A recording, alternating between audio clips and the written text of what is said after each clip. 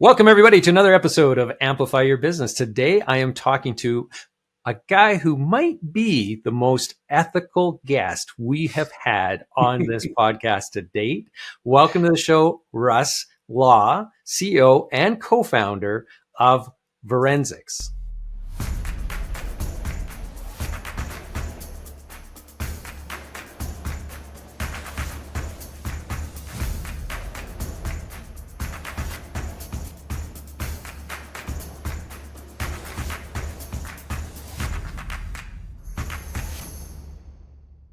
Thank you, Lance. I really appreciate the opportunity to be here. Yeah, well, I'm excited to get into your story and your business as well, because I think it's absolutely fascinating. I think our audience is really going to enjoy hearing this because it's really unique. You have a different perspective on recruiting the right person. And so I'm excited to talk about that. But before I do that, I want to ask you, what are three things that every entrepreneur needs to know when they're starting out or when they're growing their business and scaling? What are three things every entrepreneur needs to know? So that's a great question. So the first thing I would say, and I have to credit my wife a little bit for this, is that the movie in your head when you open a business is that you're going to have people lining up to buy your product or service, and it's just going to be like this great little montage, like from a John Hughes film. Yeah, build it and they will come. Absolutely. And it's, there's going to be cool 80s music playing in the background. You're just going to be like, you're working hard. And what happens most of the time is that it's crickets. Yeah. I left a very nice corporate job, a very stable corporate job. My parents, of course, thought I was insane because I left in the middle of 2010 when, the economy wasn't great to begin with. But, I kind of had this idea that I can kind of go out on my own. And I've learned all this from working from one of the biggest corporations in the world. And I've basically been an internal consultant in my area of expertise, which was physical security and executive protection and risk analysis. And I'm just going to have customers all over me. I'm going to be beating them off with a stick. Yeah. And that didn't happen. Phone didn't ring. I did everything that an independent consultant usually does. Contacted everybody in my network. Built a website, did all this cool stuff, and it just didn't happen right away. And I think a lot of people, they experience that and they'll give up because that's kind of that's the movie version of what everybody thinks starting your own business is. Yeah. But what it really is, at least in my experience, and a lot of the other entrepreneurs that I commiserate with and their experience, is that it's a grind. It really is a grind to start something from scratch and have that thing succeed over time. It's not a matter of just opening the doors. It's a culmination of millions of tiny actions over time. Yeah. And some of those are up, some of those are down. That's the first thing. I think the second thing that caveats pretty well into that is those up and downs create a huge roller coaster effect. There are days, especially running a tech business, that I literally feel like I'm on top of the world at 10 a.m. and I feel like I need to just quit and go find another corporate job at 2 p.m. And it might be the exact opposite the next day. But, that's kind of the nature of it. It's got wild swings as opposed to the kind of stableness of a corporate job. But, it's still, in the end, is the reward that you could potentially get is worth it. And it's not just the financial reward. Being an entrepreneur gives you the opportunity to really manage yourself in a way where you had previously just been managed by someone or by a group of people. And if you have the grit to kind of grind through it and to have some self-discipline, then it really is a much better kind of work-life balance if you can make it work. You end up working more hours generally, and you end up working weird hours. You might be responding to emails at midnight, but that means you can go pick up your kid from the bus at 3:30 without anybody messing with you. Yeah. The third thing I would say, and that kind of ties in as well, is that, all those ups and downs are going to make you doubt yourself.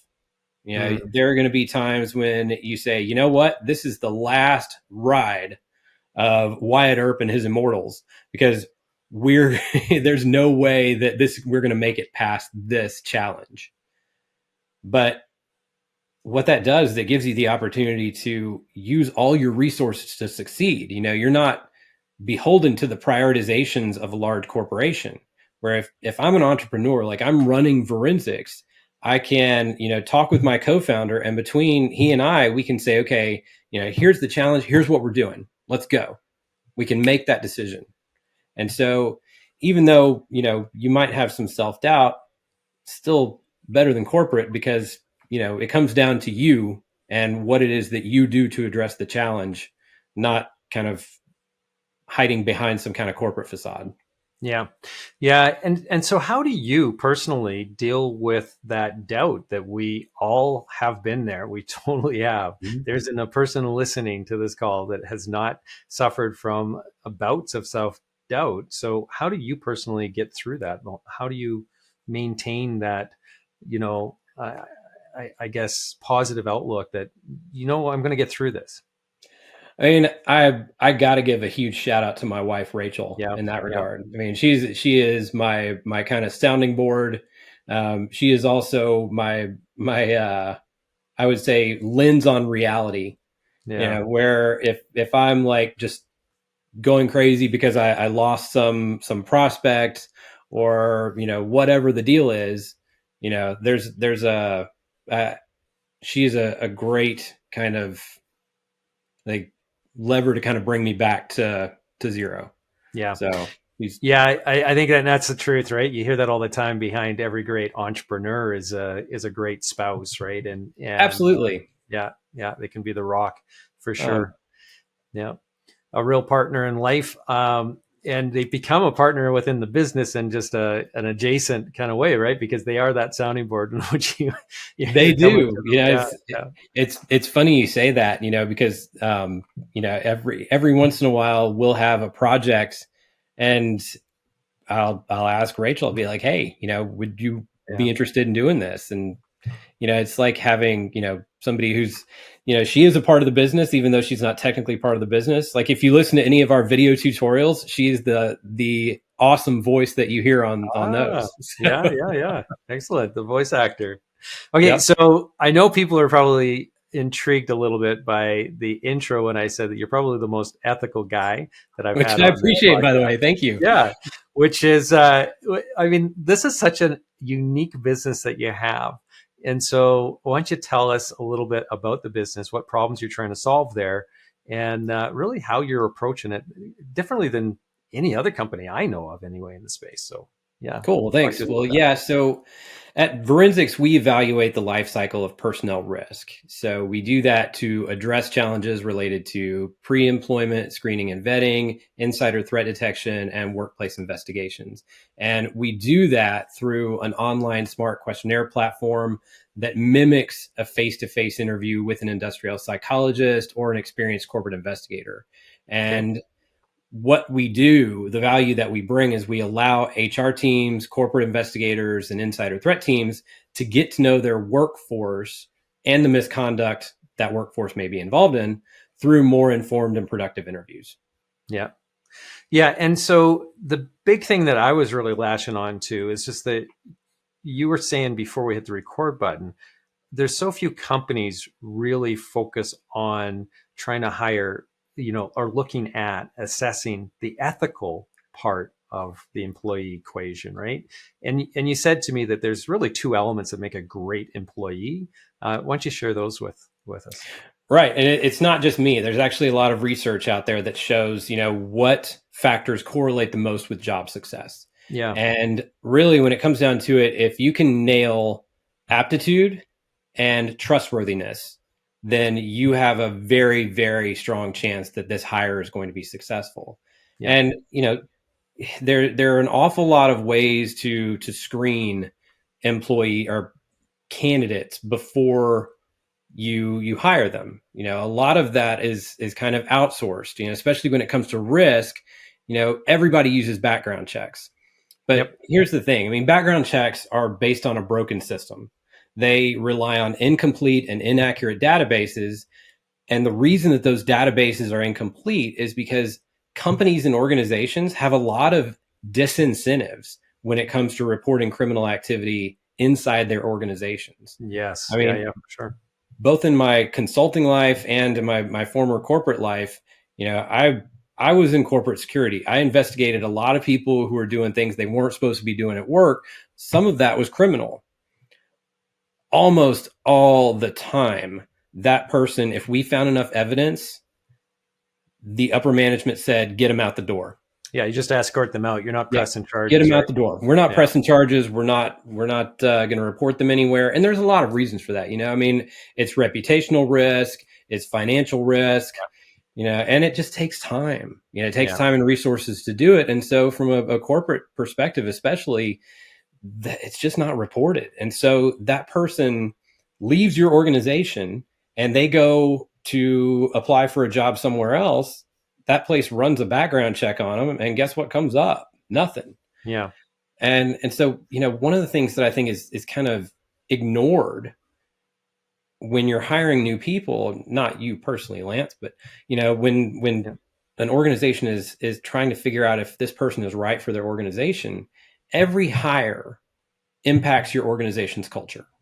And you have this one chance before you hire them to find out whether that's going to be a positive or negative impact. Yeah. And I think a lot of people are just kind of squeamish when it comes to questions about, what kind of criminal or other counterproductive activities people might have been involved in. What are their ethical attitudes around serious issues like theft and harassment and bullying and workplace violence? Those just don't come up in interviews. Yeah. And a lot of that is because people, you would be floored if you knew how many HR professionals I've talked to who have had zero interview training. Zero. And so there's just not this emphasis on making the interview the valuable tool that it can be. And so that's where our organization really hits, is that we decided, okay, what part of this can we scale? Because you can't scale the entire interview, but it takes a lot of skill and a lot of effort and time for a true, good, structured interview. So we said, okay, we'll scale the part that we can scale, and we'll give that to basically work alongside the process that people use for pre-employment screening or for internal investigations, for example. And what it does is it makes the interviews they have afterward so much more informed and productive. Yeah. Yeah. So basically, if I understand this correctly, you have a piece of software that you sell, software as a service, then to the clients that you have. They run their interviewees, their candidates, through this question set that's going to be there. That spits out some sort of assessment, and then the interviewer then takes that information and can probe into it deeper into different areas, I suspect, and so on, then to really make sure that they're hiring the right person that you can trust. You have some sort of level of confidence that they're going to be an ethical employee then, right? Absolutely. And what it does is it gives you a pathway to develop a strategy to actually have a good conversation with that interviewee. Yeah. And sorry. Yeah, no, that's really good. So I'm really curious because you said, like, in your background, you were, in risk and investigating different things and stuff. And so before you started, like, that was back in your corporate world. What made you decide to, I guess, leave that job and then create this, or get into consulting, I guess, initially, and then you transitioned that into this? So talk to me about that, because you talked about how that was, a really good, comfortable job for a big, multinational company. I don't know if we want to share who you worked with or not, but it's up to you. I mean, people can find out on LinkedIn, right? So yeah, I guess. So I did leave a very stable, nice, well-paying corporate job with one of the biggest companies in the world. And it was one of those, when I started, I thought, I'm going to be here forever. I'm going to be I'm a company man at this point. Yeah. And it was a great great job for about 9 years of those 10 years, because I got to travel a lot. I got to be involved in a lot of projects that, I never thought I would be involved in, being a kid from East Texas. What the heck am I doing here? On protecting the board of directors in Japan, that kind of thing. But as I got further into my career, there was a manager that I came across that started acting more and more unethically. And at first it was something that I kind of brushed aside. I didn't think that it was really going to impact me until, that particular manager asked me to do something that was completely against policy and made it clear that he expected me to do it. So it was kind of at that point I had just a total, everything flipped on its head. And I said, you know what, I don't want to be a part of this anymore, because nobody up in the upper management was doing anything about this situation that they all knew was going on. Yeah. Yeah. And so at that point I said, you know what, I'm going to go out and I'm going to try my hand at running a business on my own. So yeah, after that, like you mentioned, I went and started doing some consulting, which I did for several years and really enjoyed. But being an entrepreneur, one of the things that I think a lot of entrepreneurs notice after a while is that if you sell services, you're kind of limited by gravity. You're limited by the amount of time you can spend on a project, the amount of projects that you can take on at any given time. Yep. And since I had the opportunity when I was with my former company to work on some technology projects within the security department, I kind of had caught a bug for that. And I realized that, software is one of those things that you can absolutely scale. And that, if I can create something that I can use technology to take on this problem of gathering information about ethics and involvement in criminal activity, and even people's observations of their coworkers and colleagues who have been involved in misconduct, but maybe they're afraid to come forward to a real person, or they there's too much friction for them to pick up the ethics hotline and call. Yep. If I can do something like that, that could potentially really impact the business world in a very positive way. And so that was kind of what led me, from corporate to consulting to starting a tech company, even though I just have a journalism degree. Oh, that's really interesting. So I like your backstory a lot, because it actually is very, very similar to mine. So I was working in a corporate setting for 9 years before I decided that I need to leave that. And it was because of some very unethical and actually criminal behavior of one of the VPs in that business. Yeah. And so I flagged it to, at that point, I was part of the senior management team. And so I flagged it to the president of the company, and the owners as well. Eventually I had some conversations with them. It was a private company. And the response was, "Oh yeah, no, that's not right. We'll definitely crack down on that." And then, a year goes by and there was no change, even after, repeated instances of it repeating and repeating and repeating. And so it was just like, I can't be part of this anymore, because that is just such a misalignment in my values and ethics and everything else. And so yeah, we parted ways then. And then I went into consulting. So similar to you. Yeah. And then ended up building this business, Ample Media. But so it's really funny. Now, I'm curious, you have a few partners. I think you said 3 kind of active partners in the business there. And so when it comes to partnerships, mine is a sole, I'm the sole owner of our firm, but in partnerships, they comes with some challenges, also some benefits. You're not alone. You got everybody kind of working together, hopefully anyway. But I know in your background, you've had a situation, I guess, that occurred at that partnership table, and so one person had to exit or whatever. Can you talk to me a little bit about, in a partnership, how do you manage through that conflict that can occur when you have different personalities, all with a major stake in the business?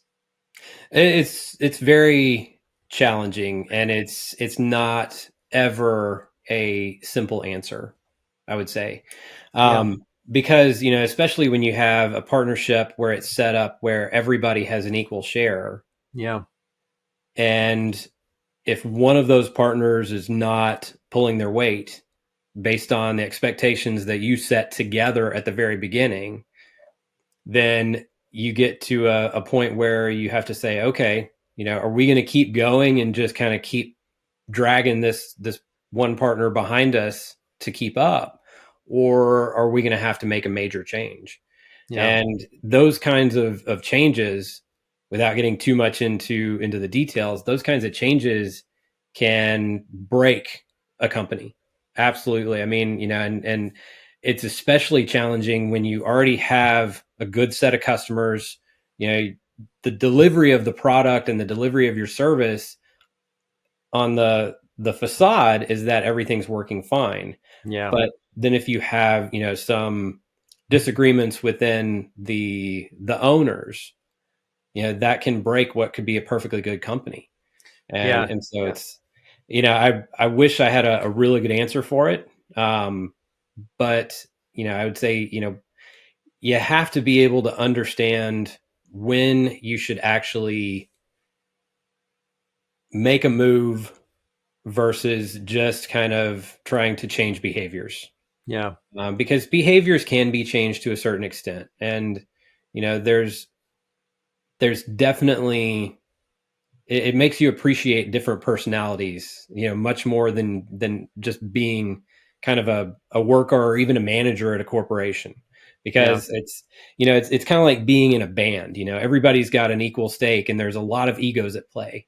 And it's very easy for somebody, for one person, whether it's the lead guitarist or the lead singer, to just say, I'm the heart and soul of the band, and you guys are not doing anything.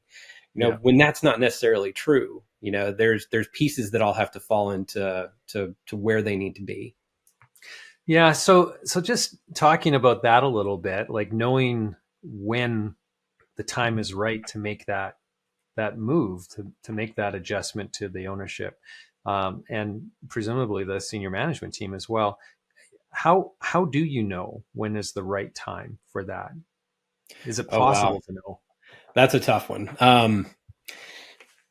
I can give you my perspective. I don't know how Yeah. valuable Yeah. it'll be. I I'd think there's appreciate a that. lot of people out there that are much more knowledgeable than me at this. But, and from my perspective, when someone's behavior starts detrimentally impacting the entire kind of vibe of that leadership team, Yeah. and say, for example, you had, I'll give you a scenario, may or may not be true. Okay. Okay. So, say, for example, you've got three partners, and, they have all agreed that they're all going to take a part in a training session for their first big client. Yeah. And it's a 2-day training session. You're training like 200 people. Okay. And the day before, one of those partners says, you know what, I'm not going to make it, without a valid excuse, without any excuse. It's just, I'm not going to make it.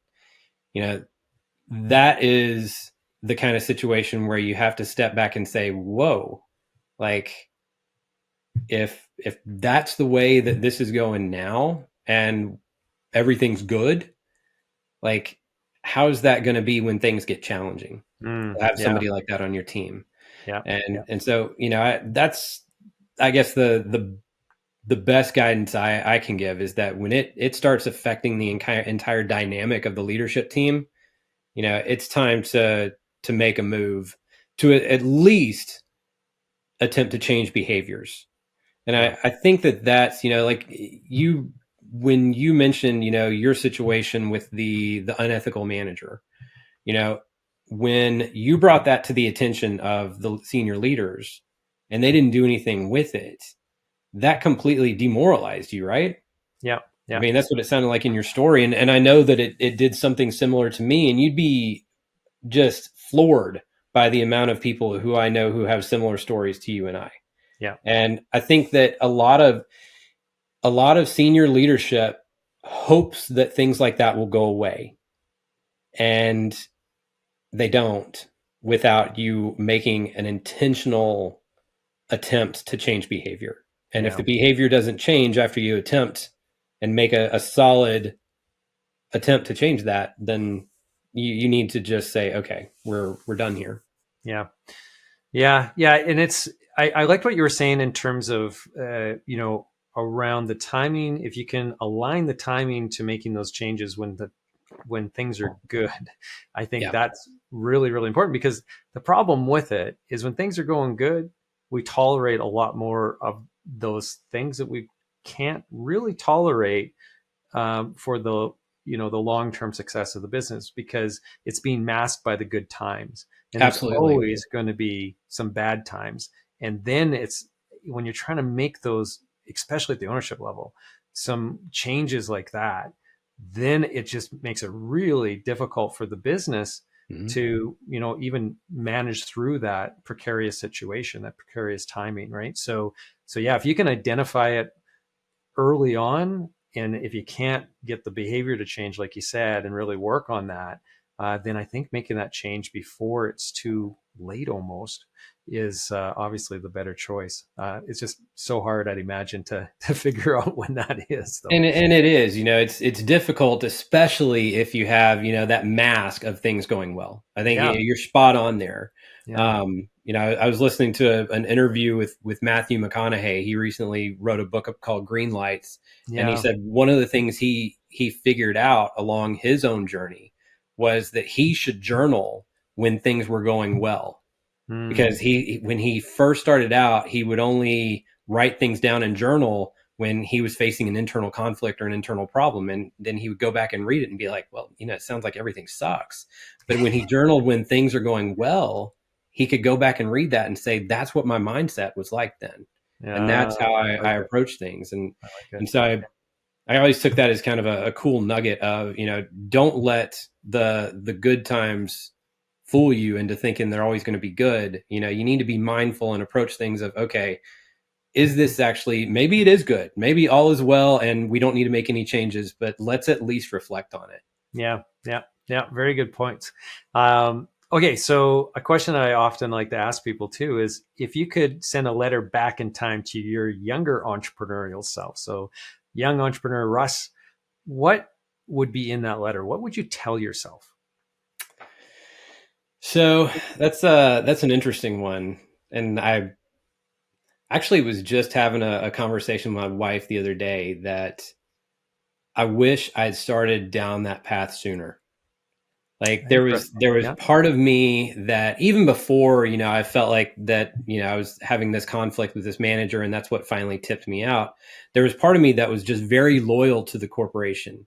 yeah, And part of me that where, I look back and I had friends that started businesses and asked me to be a part of that back when I was working for the oil company, and I didn't do it because I was like, I felt like I was somehow like betraying the corporation by, having that thing on the side. Now, we're in a completely different world now, right? Where everybody's got a side hustle.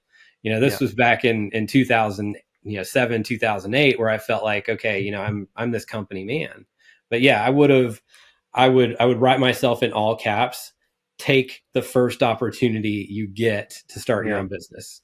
Yeah, interesting. Yeah, and it's tough, man. It's tough to take that leap, right? And Oh so, yeah. yeah, It's scary as hell. You're yeah. just like, I don't know what I'm doing here, but I guess here we go.